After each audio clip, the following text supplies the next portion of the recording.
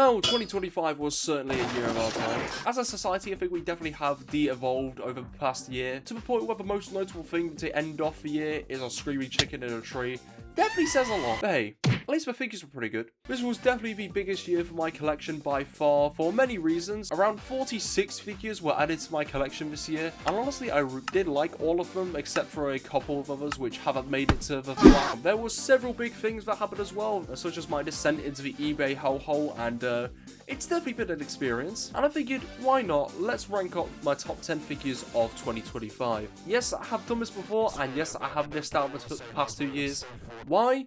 Well, simply... So welcome gamers to the Spoopy's top 10 figures of 2025. Now, because of the figures I got this year, I really did like all of them, mostly. So I figured we should highlight a couple of my favourites that did not make the list. These figures would be on the list, but are slightly more shit. The Marvel Legends Daredevil Born Again figure almost made the list, however got kicked out for one figure as I was recording this. Also was balding behind his helmet, so that was great to find out the packaging. I have little to complain about this guy, except maybe he could have had an extra weapon for the inevitable third one. I'm glad to have a version of this figure that isn't from the fan-made trilogy. The Super Commando from the same series and also same line was also a very good figure. He would have been on the list, but his head is a little bit too small, so... yeah, that's why he's not on the list. Definitely not Marvel vs. Capcom. Captain America was a crunch away from being in the top 10. That crunch is just not very good. Maybe a different set of hands could have also put him towards the list, but overall, I still like him. I'm just glad to have a good Captain America for once. I don't know how I managed to have the post-con exclusive Lord Draken Evo 3. But I do. I'll probably consider this the best 1/12 scale Draken figure. He did not make the list just because he's essentially like the 500,000th male body mold for the Lightning collection. And finally, we have the SH Figuarts Rearranger from Die Ranger. Another very pleasing figure to look at and poses really well except for the crunch and the weird shoulders he has. But other than that, Mighty Morphin should have swapped these suits, and yeah, this figure is great. So overall, a pretty good set of honorable mentions this year, and if there was more space on the list, they will absolutely be on here. Which is why they're on honorable mention. Okay, let's just get to the list. Cool, got it.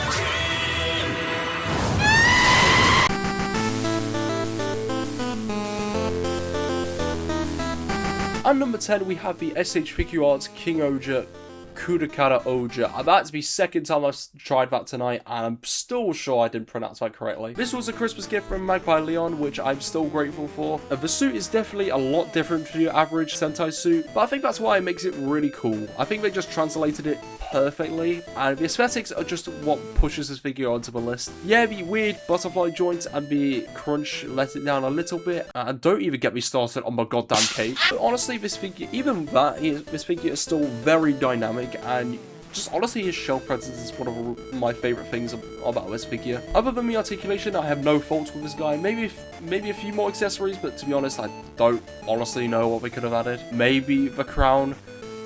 I don't know. Gotcha. I'm in the thick of it, everybody knows. Speaking of Super Sentai figures with shit arm articulation, we have the Tensu Sentai Gosei Knight, the oldest figure in this video and probably one of the oldest figures in my collection now. This guy still holds up fairly well, except for the arms. Yeah, they can't really move up, which definitely hurts the figure a lot. So you're probably wondering why the hell I put him above Kudakata, and my answer to that is, he just looks cool. Other than the arm-shaped elephant in the room, he is a very good figure. Maybe a bit too short as my other complaint, but other than that, great accessories, great aesthetics. Honestly, this was one of my biggest grails I've had in a while, and just the fact I have him alone is enough to put him on the list. But overall, I'm just glad to have this guy regardless, and yeah, I do love him. No, I'm not gonna marry him.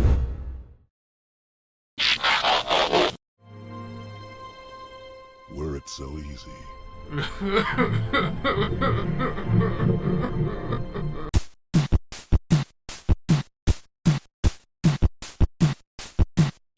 The singular Transformers figure from this year, we got the Tarn, what's it? Wait, what's it? What is it? Is he? Now, I'm not the biggest Tarn lorist. I don't know much about him, but I just thought he looks like a cool figure. Man, this figure is very imposing. I don't know if he's my favorite Transformers figure. I haven't thought that just yet, but he's so imposing. I really do like the design of it. Again, I don't transform my Transformers. Yes, you can sue me. And I really do like the versatility with the weapons. You can just put them into various different formations. It is really cool. The left arm is a little loose though and can't really hold poses very well, so that's one of my only complaints with this guy. Other than that, a really great Transformer, which I'm very thankful got reissued this year, because I'll probably be thinking about like an arm and a leg for this guy when you have to mark it.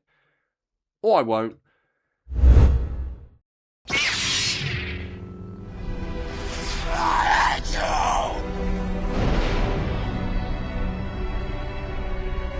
You were my brother, Anakin!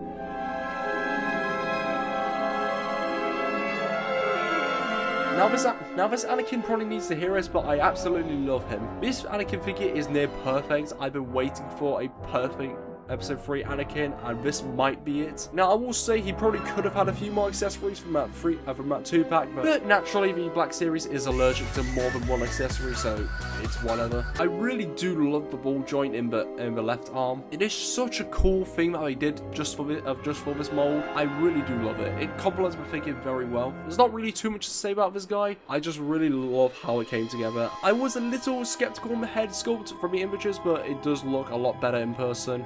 And yeah, just a really cool Anakin figure. He's my number 7 on the list. Act like an angel and dress like crazy.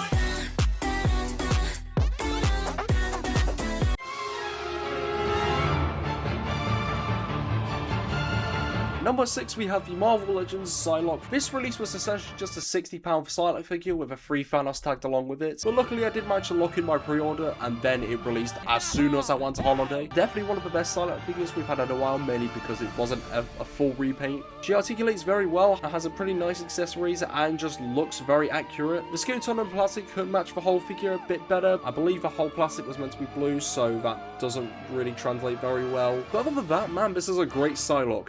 Fun fact, as soon as my mum saw this figure, she just instantly called it Thunderfight. I was not expecting that. Kaboom!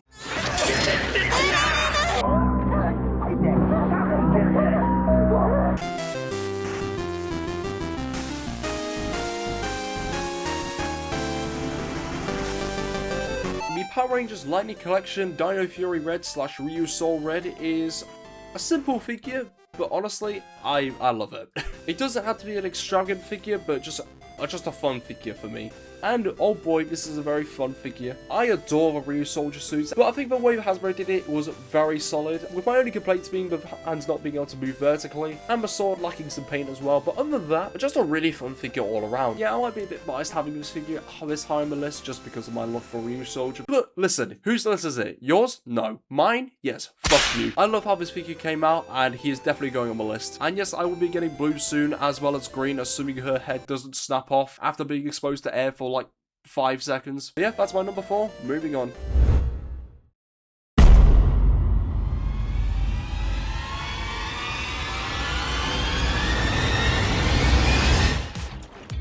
Coming in number 4, we have yet another reprint. I promise this is going to be the last repaint. Is it? I don't know why this Venom made it this high on the list, but honestly, it's just one of the most fun figures I've had in a while. Yes, I know this has a massive hodgepodge with like 4 different Venoms, but honestly, it's honestly perfect. Even with the outdated legs, it's not even that big of a deal because it's just one simple color. Honestly, I just love this Venom. He's so fun to mess about with. I've had him just standing next to Spider-Man looking like he's trying to rage bait him for the past month, and it just looks really funny. But yeah, nothing really much to say about him. But again, he's accurate to the material of this run, and just overall really fun figure. Overall, I love this Venom, and I somehow love him more than the original one I have.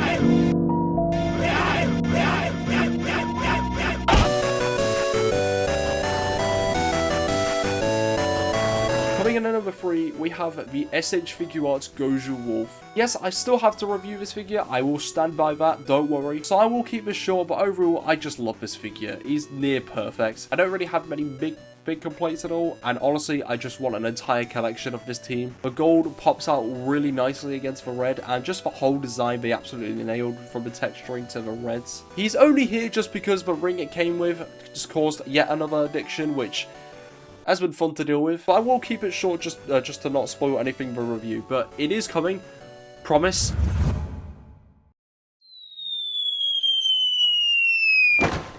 Pizza time. Coming in, we number 2, we have the SH Figure Arts Friendly Neighborhood Spider-Man. Pretty much a perfect figure all around. Even with the slightly squished up head sculpt, probably one of my best articulating Spider-Man figures.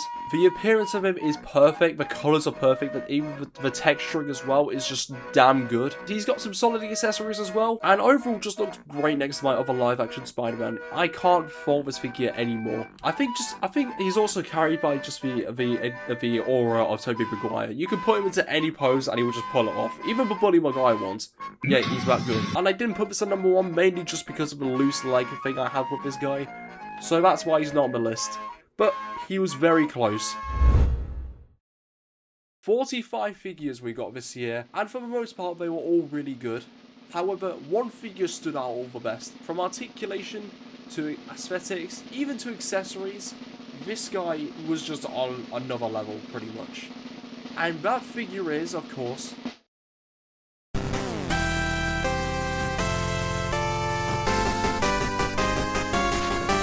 yeah, I don't think there was any other figure I could have put on number 1 but this guy. He's just been one of the most fun figures I've had in a while. Now, yeah, he does have the paint rep issue around the head and the legs, but man, this figure is amazing. Captain Marvelous might be my favourite Super Sentai character, so I might be a little biased on this, but you know what? This figure is just amazing. He poses really well. You can get into almost anything and retain the aura of Captain Marvelous. His accessories are well designed and detailed, and yeah, I don't really have too much to say, but he is perfect.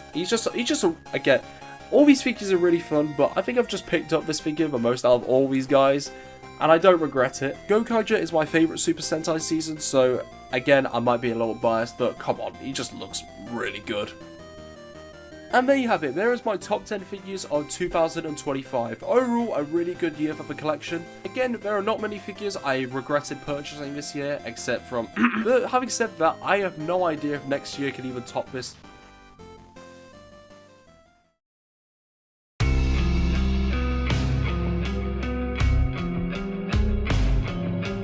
Hello everyone, it's Spoopy here, and it is currently 5:01 AM on the 16th of January 26, which I believe marks the 3rd year anniversary of the original top 10 video from 23, I believe. I just want to say a massive thank you for another good year from the channel. I really do appreciate everyone just stopping by and taking time out of your day to watch my slop. I still can't believe we actually hit 1K this year. I mean, I genuinely did not expect to like do that well, but I'm glad this channel's doing. I mean, it's reached a milestone. This channel has definitely contributed to some parts of I guess where I am now, mainly with uni. So if without this, I don't know where I'd be, but I just want to thank you sincerely. Admittedly, my schedule has been very shit recently, but I don't know if I've said it explicitly yet, but I'm trying to take more time in these videos, just make it as decent quality as possible. It just reflects what I'm trying to do on my uni course as well.